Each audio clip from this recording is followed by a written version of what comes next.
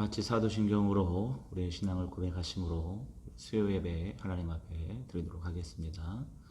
전능하사 천지를 만드신 하나님 아버지를 내가 믿사오며 그 외아들 우리 주 예수 그리스도를 믿사오니 이는 성령으로 잉태하사 동정녀 마리아에게 나시고 본디오 빌라도에게 고난을 받으사 십자가에 못 박혀 죽으시고 장사한 지 사흘 만에 죽은 자 가운데서 다시 살아나시며 하늘에 오르사 전능하신 하나님 우편에 앉아 계시다가 저로서 산자와 죽은 자를 심판하러 오시리라.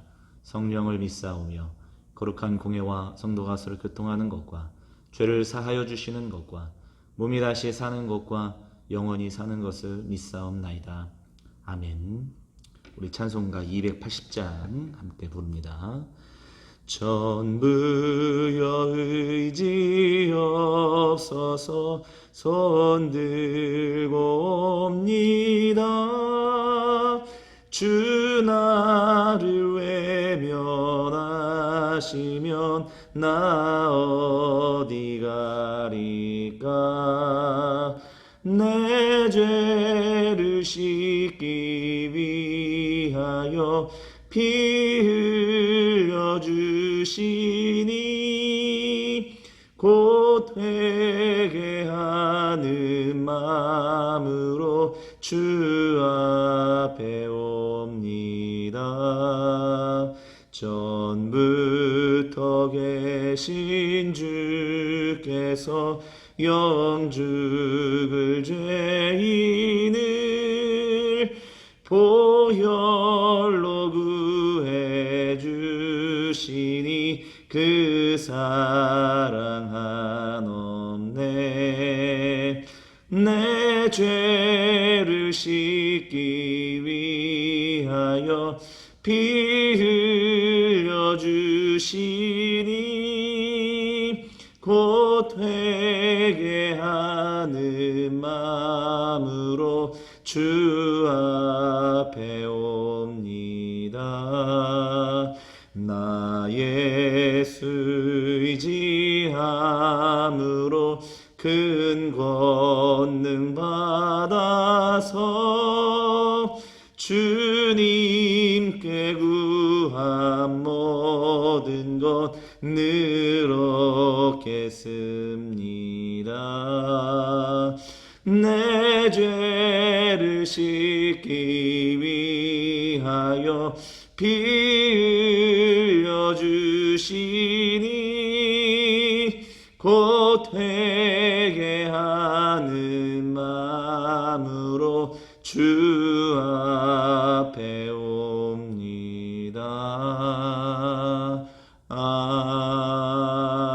아멘. 하나님의 말씀은 이사야서 3장입니다. 이사야서 3장 우리 16절부터 26절까지 말씀 제가 봉독해 드리겠습니다. 여호와께서 또 말씀하시되 시온의 딸들이 교만하여 느린 목 정을 통하는 눈으로 다니며 아기작거려 걸으며 발로는 쟁장한 소리를 낸다 하시도다. 그러므로 주께서 시온의 딸들의 정수리에 딱지가 생기게 하시며 여호와께서 그들의 하체가 드러나게 하시리라.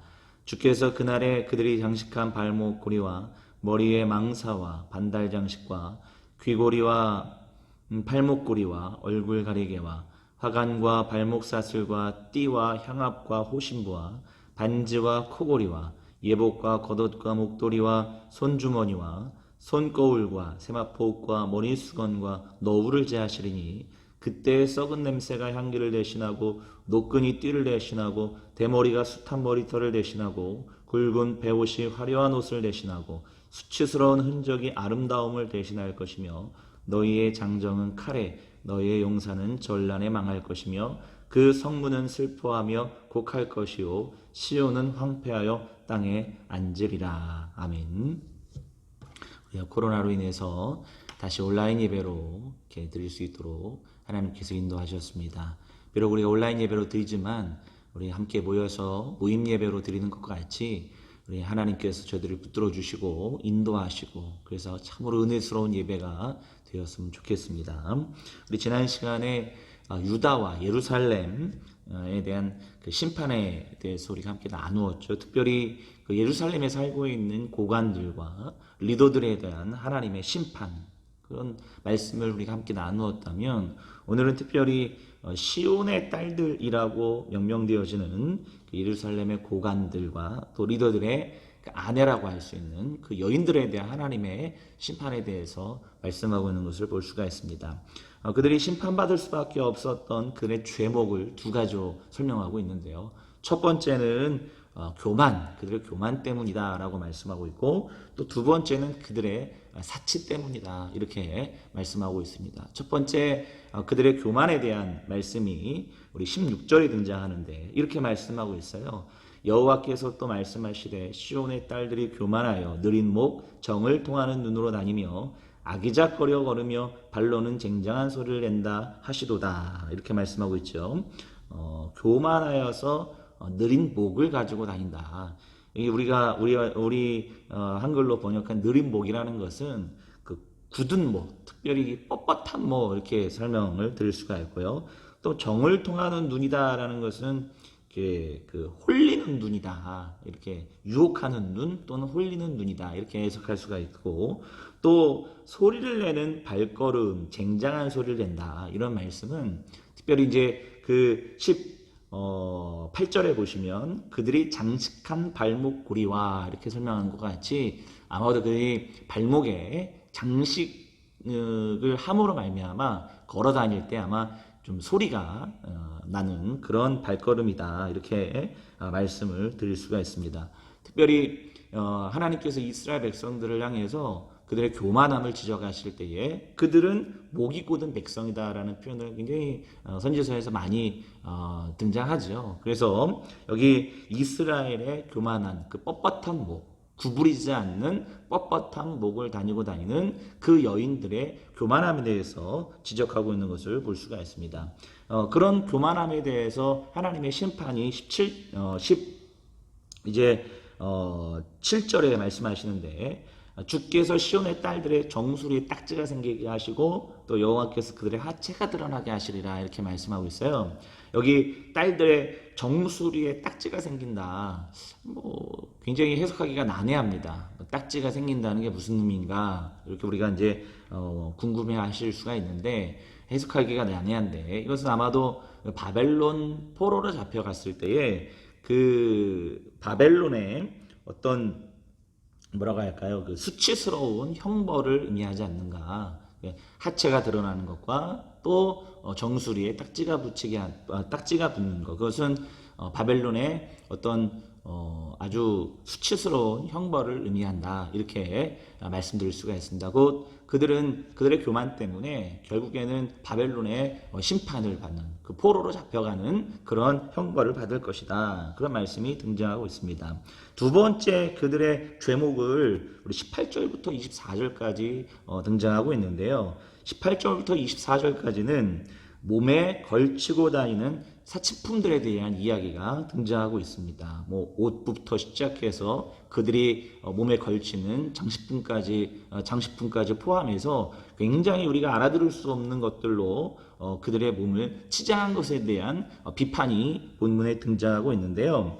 여기 이런 특히 여자분들은 자신의 몸을 꾸미고 장식하는 거, 그래서 팔찌를 한다든가 귀걸이를 한다든가 그리고 예쁜 옷을 입는다든가 이런 것들이 오늘날 시대에는 굉장히 자연스럽지 않습니까? 목사님 이런 어떤 사치품들이나 이런 장식품들을 하는 것이 뭐가 잘못됐습니까? 이렇게 말씀하시는 분들도 계시겠는데요. 사실 오늘 본문에 등장하는 이 지나친 사치품들에 대한 지적은 여기 그들이 어떤 사회에 대한 책임을 등한시 여겼다.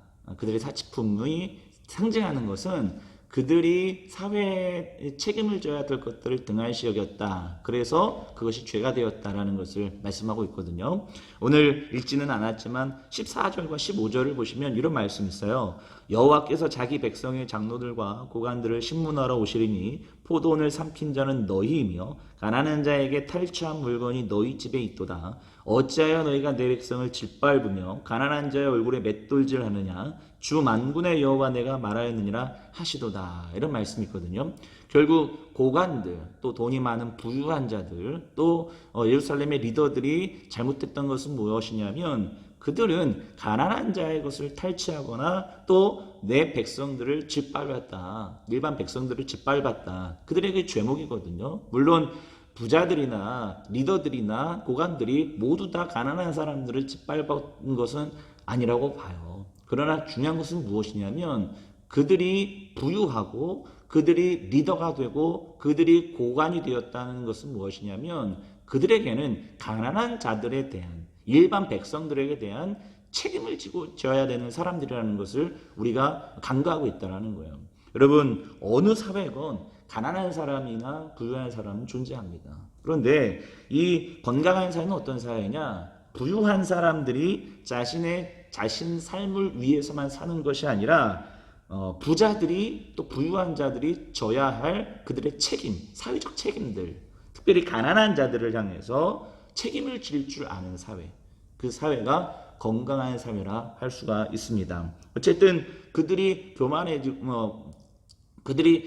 사회적 책임을 등한시 여기고 가난한 자들을 등한시 여기고 결국에 자기 자신들을 위해서 사치품을 통해서 꾸미고 그리고 사치품을 통해서 옷을 입고 그러므로 말미암아 하나님께서 그들에게 어떤 가난한 자들에 대해서 등한시 여긴 것에 대해서 책임을 지지 못하는 것에 대해서 죄의 몫을 죄를 지적하고 있다 말씀을 드릴 수가 있습니다. 어쨌든 그들이 교만해지고 또 그들이 사치를 부릴 수밖에 없었던 이유가 무엇인가? 우리가 이제 이사야를 처음 시작했던 첫 시간에 이사야 선지자가 활동했던 그 배경에 대한 말씀을 좀 나누었고 우리 이사야 1장에도 자신이 활동했던 시대가 어떤 시대인가를 우리가 이제 말씀하고 있지 않습니까? 그러니까 이사야 선지자가 활동했던 시기가 우리 지난 그 첫 시간에도 말씀드렸듯이 그 아수르 제국 당시에 그 지중해를 장악하고 있었던 아수르 제국이 어떤 내분의 문제 때문에 상대적으로 나라가 약해졌어요. 그러다 보니까 그 주변국들이 상대적으로 강해질 수밖에 없는, 부유해질 수밖에 없는 그런 역사적인 배경이 있다고 말씀을 드렸죠. 그래서 그 당시에 다윗 이후에 그 북왕국과 북이스라엘과 남유다가 다윗 이후에 경제적으로 가장 번영 시기였던 시기가 그 시기였다 그래요. 우리 하나님으로부터 등을 돌리는 이유가 두 가지가 있다고 합니다. 하나는 뭐냐면 너무 힘들고 어려울 때, 너무 나에게 큰 고난이 올 때, 그럴 때는 하나님으로부터 신앙을 등진다고 하죠. 그러니까 우리 하나님을 믿으면 복 받을 줄 알았는데 내 인생이 잘 될 줄 알았는데 근데 잘 되지도 않고 더욱더 큰 고난이 나에게 밀려온다고 하면 우리 하나님을 등질 수 있잖아요. 그러니까 힘들고 어려운 고난이 올 때 하나님으로부터 신앙이 멀리 떨어질 수 있다. 이런 말씀을 드릴 수 있고 두 번째는 뭐냐면 반대예요. 반대. 너무 경제적으로 풍요하고 번영이 될 때 그런다고 한다면 또 반대로 하나님을 더 절실히 잘 믿을 것 같은데 근데 하나님을 등지게 되는 이유가 경제적인 번영과 경제적인 풍요다. 이렇게 말씀을 드릴 수가 있습니다. 그래서 잠언 기자는 우리에게 이렇게 말씀하고 있죠. 30장 8절과 9절에 곧 헛된 것과 거짓말을 내게서 멀리 하옵시며 나를 가난하게도 마옵시고 부하게도 마옵시고 오직 필요한 양식으로 나를 먹이소서. 내가 배불러서 하나님을 모른다 여호와가 누구냐 할까 하오며 혹 내가 가난하여 도둑질하고 내 하나님의 이름을 욕되게 할까 두려워함이니이다. 아멘. 유다는 경제적으로 풍요로웠어요. 경제적으로 번영이 됐어요. 그러므로 말미암아 하나님으로부터 등지고 사회적 책임을 지지 아니하고 가난한 자를 돌보지 않고 오히려 그들을 짓밟고 백성들을 짓밟는 그러한 자리로 나아갔다. 경제적인 풍요와 번영이 오히려 그들을 하나님을 멀리 떠나는 그러한 불신앙의 자리로 나아가게 만들었다. 오늘날 우리가 어떻게 보면 번영의 시대를 살고 있지 않습니까?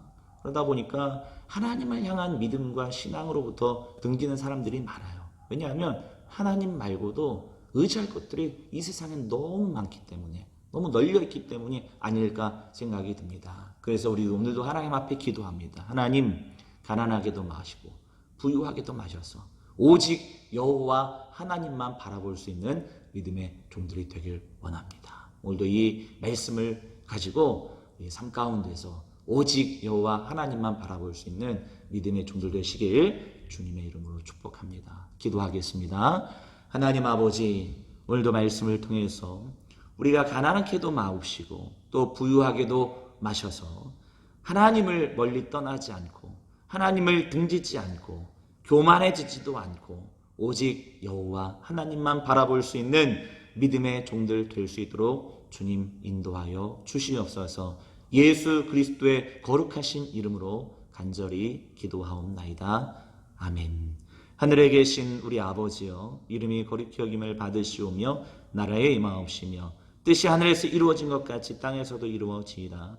오늘날 우리에게 일용할 양식을 주옵시고 우리가 우리에게 죄 지은 자를 사하여 준 것 같이 우리의 죄를 사하여 주옵시고 우리를 시험에 들게 하지 마옵시고 다만 악에서 구하옵소서. 대개 나라와 권세와 영광이 아버지께 영원히 있사옵나이다. 아멘.